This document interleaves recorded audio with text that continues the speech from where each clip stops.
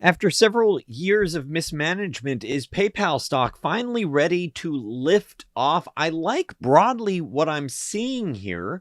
Looking at the earnings insight from AI Ticker Chat, I see that from their earnings earlier today, they beat on sales, they beat on earnings. I can look at the historical beats or misses, and then I agree with this overall takeaway that the overall sentiment appears cautiously optimistic. This quarter is a beat, so it's not surprising to see the stock opening higher following this beat. And I also do like to see, and I think a lot of investors are going to look at, the following stock chart, which, shows that, hey, when you have a 200-day moving average and you see something starting to breach above it, especially when you've gone for several years of mismanagement, stock getting hurt, to finally see it break above, it does get some trend followers to say, okay, is this worth, following up with? Is this, could the momentum continue with this where you actually break higher and you start some sort of new long-term upside trend? And this video, it's some folks like that sort of pricing action as a indicator. My view is that's, it's a data point. It is a potential signal, but there's also a lot of noise with price action. So what you really want to do is layer in fundamentals. And that's where most of my focus is trying to understand what are the fundamentals of the story here, looking at PayPal. And, I could make the argument that the fundamentals and new management are turning around the ship, but it is a year of transition, as management calls out. Looking at the details of the results, you see year-over-year growth in payment volume of 14%, revenue growth of 9%, and transaction margin of 4%. So it is important to have, a quick takeaway on a couple of these metrics, which is that the 14% total payment volume, that's okay, to be honest, because there are other, companies, other competitors in this space that are growing their payment volume much quicker. So it is important to recognize like that 14% is okay, but it's not like game changing by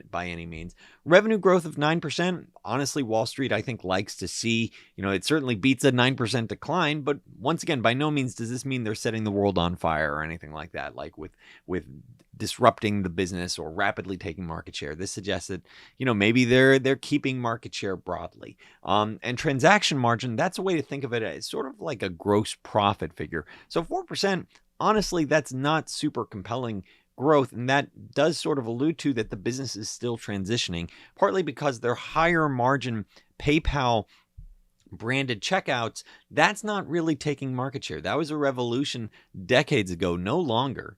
Now it's really their Braintree segment, and I'll show you the details on that in just a second. Their Braintree is the unbranded payment checkout that's rapidly growing, but it's much, much lower margins. And so that's, I think, part of this key reason. That's a trend. That's a multi-quarter trend that they're sort of having to deal with of, why their gross margins, effectively this transaction margin dollar, is only growing by 4%. It's not, incredible growth or anything.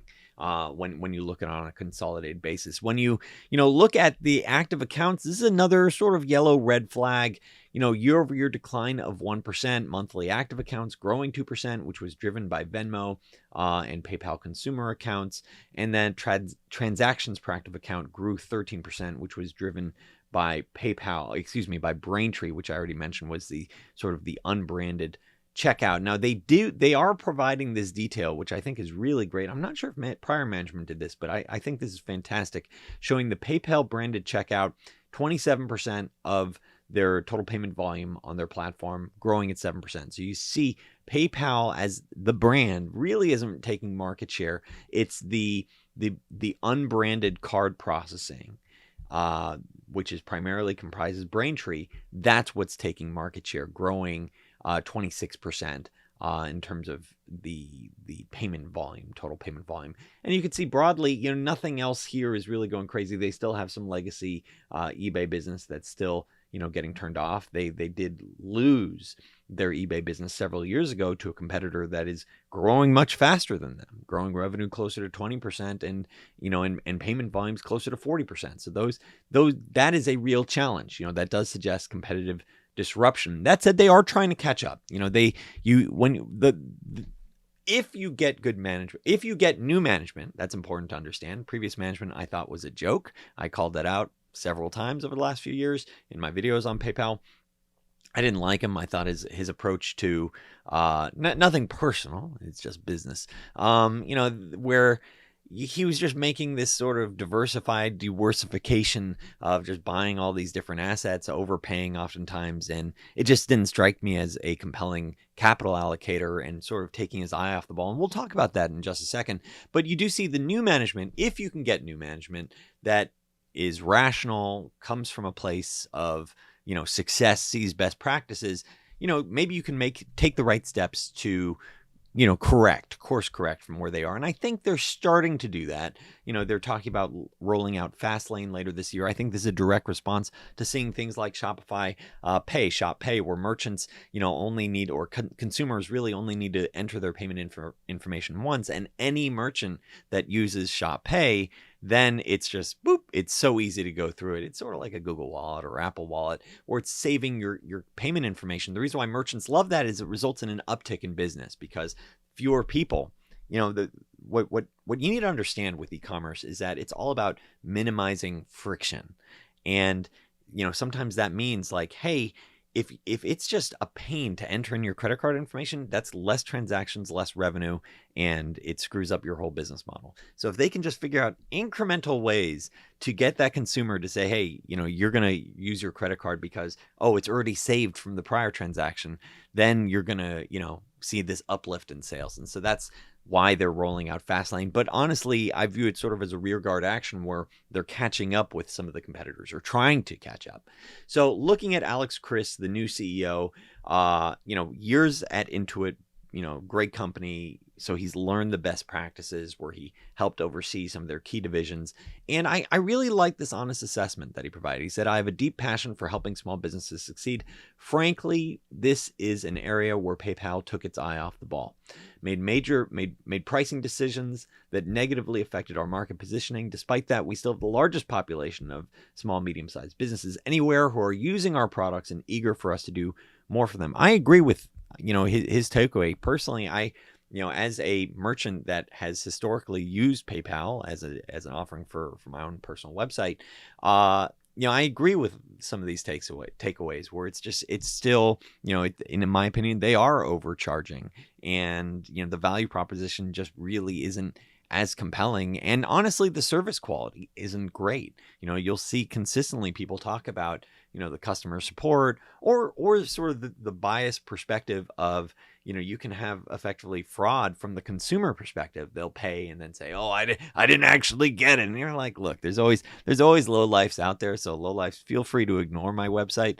But for the folks that, like, hey, you actually pay for a set of goods and then you say that's it, then there shouldn't be this bias towards helping fraud from the consumer perspective, and you still see that from PayPal. And I'll get off my PayPal soapbox. But anywho, so where does PayPal, the business, the stock, go in the years ahead? First of all, in full disclosure, this is not financial advice. At the time of this recording, I did not own shares in PayPal, though I am liking what I'm seeing, and I'll talk about that in just a second. But first, earlier today, Thomas P., a subscriber, he emailed me. This is a direct quote. He said, I'm a longtime listener and think you do a great job as a thoughtful and disciplined investor and make a lot of sense with the points you make. He was asking about one of my most recent purchases in this email that he sent me. This follows A.W. Woods, a premium member, previously commenting. This was just in the last week or two, saying, thanks to Unrivaled Investing, I'm currently ahead of my investing goals to retire at age 45. That is what I like to hear. This is why I started Unrivaled Investing, is to help the everyday investor. I've had my own personal experience, working on Wall Street, working, for multi-billion-dollar hedge funds, working as a CFO for a payments company. And I want to do something where I could directly help out, ideally, as many people as I possibly can. So now I'm, get this opportunity with the Unrivaled Investing YouTube channel, but also the folks that, do go for the paid offering at unrivaledinvesting.com. So if you're looking for compelling investment ideas, come check it out. Prices are going up next month. If you want to lock in the favorable pricing, now is the time to do it. Looking at PayPal, this is the earnings estimates using AI ticker chat. You can see earnings estimates broadly are expected to go up significantly over the next few years. Currently expected to be around $5 in earnings this next year from an analyst's average estimate.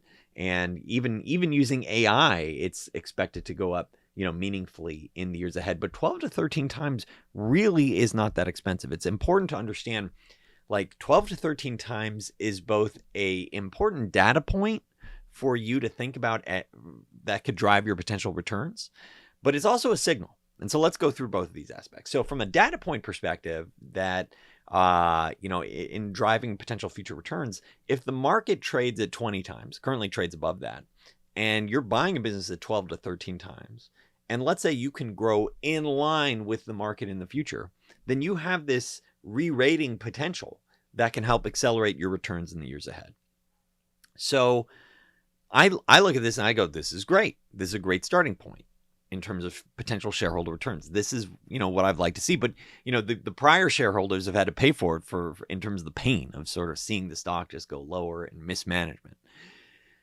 The signal, the second key point to consider from this is that the signal from arguably such a low valuation is that it's Wall Street saying, yeah, the reason why it trades at, let's say, half of the stock market is because they have lost market share. And this is a challenge for them. And there is this uncertainty of whether or not they successfully execute this transition with this business, with new management. So looking at the different pieces, I think the PayPal consumer piece, and those merchants, those millions of small merchants, it is sticky. Like, from my own personal experience, I've thought about removing it, and it's just like, like, do I really want to go through that headache? Does it make sense to do that?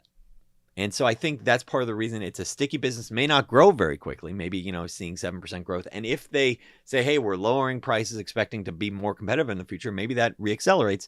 And then you still have their Braintree segment, this unbranded, credit card processing. That's doing quite well. That's taking market share, growing 20% plus. So, you do have a coal in the fire that's working out here. And then, I'll talk about management guidance in a second, but thinking about how can the stock perform over time, this is using AI Predict. And it's largely suggesting that, the stock price, has 100, 200% plus upside if you have either some multiple expansion or margin expansion in the years ahead. Broadly, I look at this and I mostly agree with this takeaway, thinking about the guidance that management has to share, management doesn't have to share, that management did share. I'm grateful that management shares their perspective on, where they think they're going. I think management honestly has learned the lessons from prior management, which is, hey, maybe we should, under promise and over deliver. And so even though their revenue growth is much better than this and their EPS growth is much better than this, you're seeing them talk about, hey, it's only going to be mid to high single digit growth. There are going to be some investments later this year. So this is Wall Street.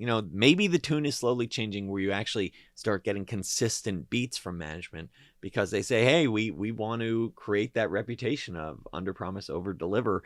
This is still a business that's expected to generate around $5.5 billion of free cash flow, of which they're buying back. They're using it for buybacks. So that's really interesting aspect thinking about it. So let me share my own personal hypothetical valuation framework. This is actually very similar to the AI ticker chat model, hypothetical model. And you can sign up for AI ticker chat. First month is free. You can see the link below. That way you can check out your own stocks. But looking at, PayPal, around $68 a share, it's a little bit volatile just post earnings, but around $70 billion market cap. Keep in mind, they have a net cash balance by a couple $1 billion. And so really on an adjusted basis, maybe high 60s billion dollar, enterprise value versus, let's say, $5.5 billion in, let's say, free cash flow this year. So once again, around that 13 times, it seems pretty interesting if you do get that multiple, re-rating to, let's say, 20 times, and you do get, let's say, consistent 7% growth. Revenue growth this most recent quarter was 9%. Let's say it's 7% in the years ahead. And you do get that multiple expansion and you get the free cash flow going to you, then you could have a tremendous return. So this is a hypothetical framework. Of course, the stock price can go higher or lower, but I broadly look at this and I think the valuation is cheap. There are some aspects to this business that are taking market share. There are some aspects to this business that have lost market share, but they're still very sticky. And so is it possible that broadly the new CEO, who I like how he speaks. I like that he's giving an honest assessment. Like, we dropped the ball, throwing himself in there, even though it wasn't we, technically. It was Dan Schulman, the prior CEO. Prior management dropped the ball. We dropped the ball. And, he's focusing on making it right. So I view this as very interesting, looking at PayPal. I think this is a very interesting setup. I mean, you have a low valuation. It's unlikely that the business is going to start shrinking. I mean, I don't quite see that unless you were to have like a harsh recession. Possible. So going back to like thinking about Warren Buffett, which I'm prone to do. I used to have a poster in my college dorm room of Warren Buffett and Charlie Munger. My college roommates thought I was nuts. I showed them. Who's crazy now? And who are these old men that you're putting posters of in your college dorm room? Buffett talks with Todd Combs, one of his investment lieutenants, and Todd Combs simplified. I even did a video, like, I think you can Google it, like Buffett's simplified three-step approach to finding compelling investments.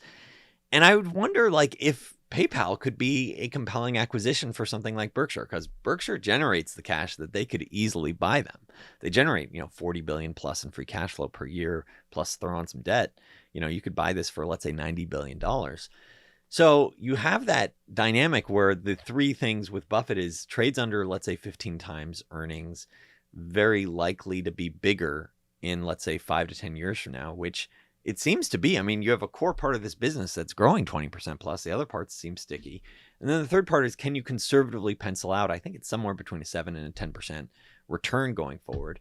And I think you can, looking at PayPal. Like, look, not advice, but at some point, I think some value investors wake up to this and say, hey, I want to make this part of my journey. Now, there's always, there's two different types of investors. There's the ones, that sort of say, look, if you're losing market share, I'm just not interested in you. I would rather own the disruptor that's rapidly taking market share. The challenge is oftentimes those investments, trade at ridiculous valuations. And so your returns over time get hurt.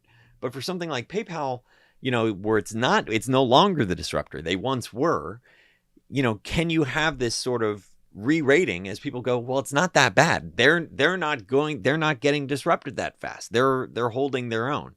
So we'll see. Overall, I'm turning significantly more constructive on PayPal, looking at their execution, looking at new management. And I hope this video has been helpful for you. If you're looking for more compelling investment ideas, come check out unrivaledinvesting.com. Thanks so much for tuning in. I appreciate that thumbs up. Hit that subscribe button. Thanks for watching.